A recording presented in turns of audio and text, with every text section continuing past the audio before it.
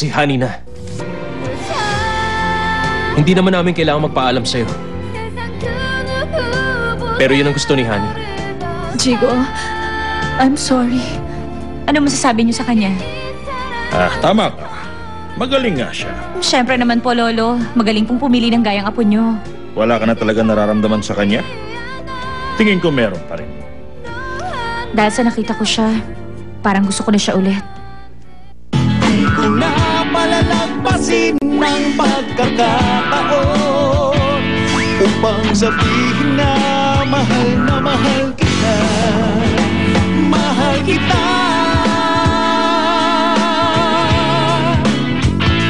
Mahal kita.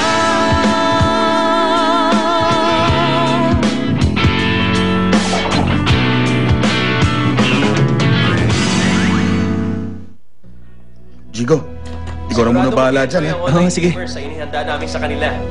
Hindi talaga sila magsisisi. Jigo, pagkatapos mo hugasan yan, pakihiwa naman yung baboy, ha?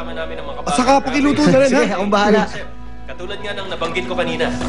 Para ma-enjoy ng gaming community. Tama yan, Jello Bae. Kasi nga marami ng online Gawin games natin ang ang lahat. tayo ngayon. Pero pare-pareho lang naman ang gameplay at konsepto, hindi ba? Kaya nga yan, nag-develop kami ng bago.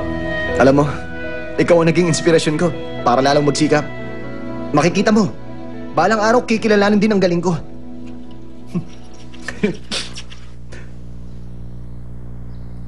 Alam mo ba, nabasa ko sa internet, maganda mga feedbacks nila.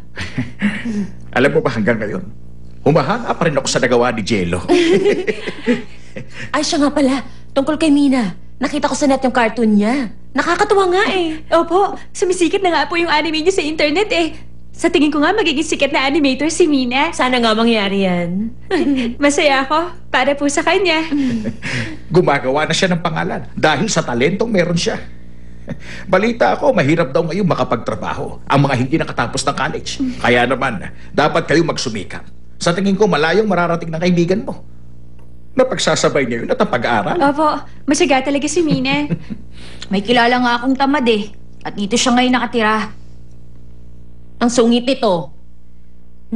Kaya, honey, may sulat ka galing sa school. Hoy, Carlo, kunin mo yung sulat na nakapatong dun. Ayan. Thank you.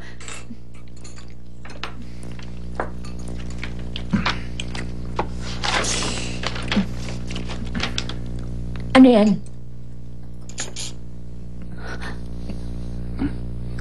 Report card ko po.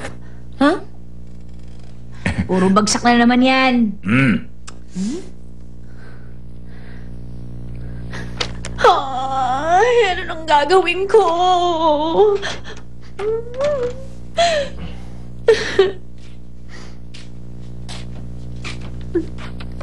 Alam mo kasi, alam ko may credits ako.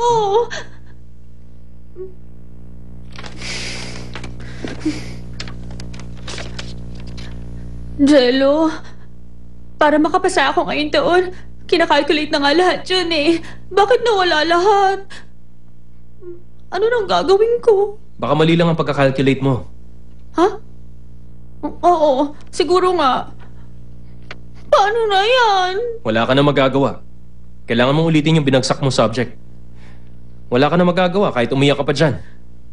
Ikaw ang may kasalanan ng pagbagsak mo. Kaya ikaw rin dapat ang gumawa ng paraan. Alam ko na yun.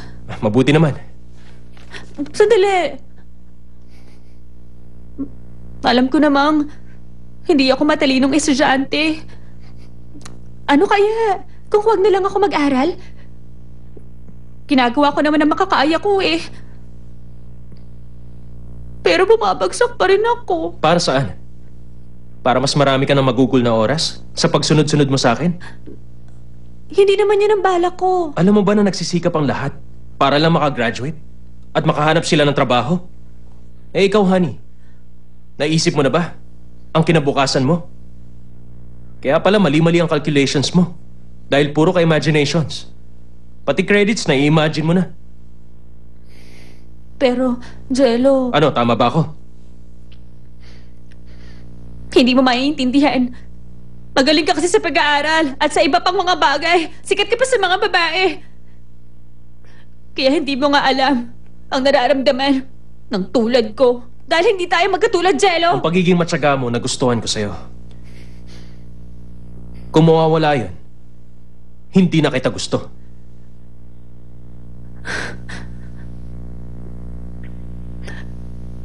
Bakit ba napakalupit mo sa akin? Bakit, Jello? Saan ka pupunta? Kahit saan. May iba ka ba matutuluyan?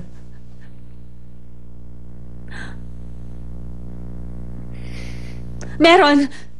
Matutulog ako sa bahay ng ibang lalaki. May lakas ka ba ng loob na gawin yan? Kay Jigo ba? O kay Darius? Ano? Basta kahit kanino. Wala kang pakialam. Bahala ka.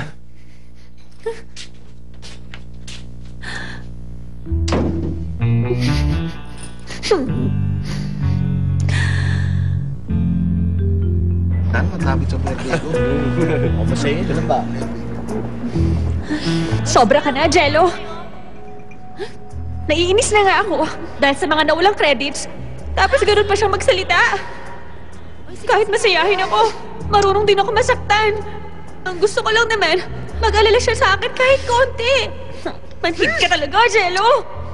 Ano na naman ba kasing sinabi mo kay Honey? Si Honey ang klase ng tao na hindi sumusuko kahit pa napakasama mo sa kanya. Ano bang sinabi mo? Siguradong napakasakit nun kaya siya umalis dito. Pumunta yun sa mga kaibigan niya. Wala naman akong masyadong sinabi sa kanya. Nagbigay lang naman ako ng ilang payo eh.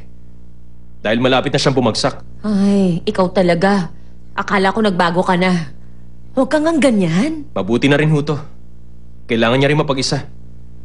Para naman makapag-isip-isip siya kung anong dapat niyang gawin.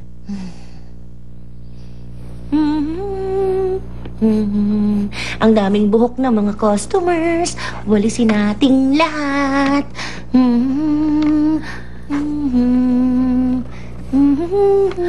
Julie? Oh! Honey!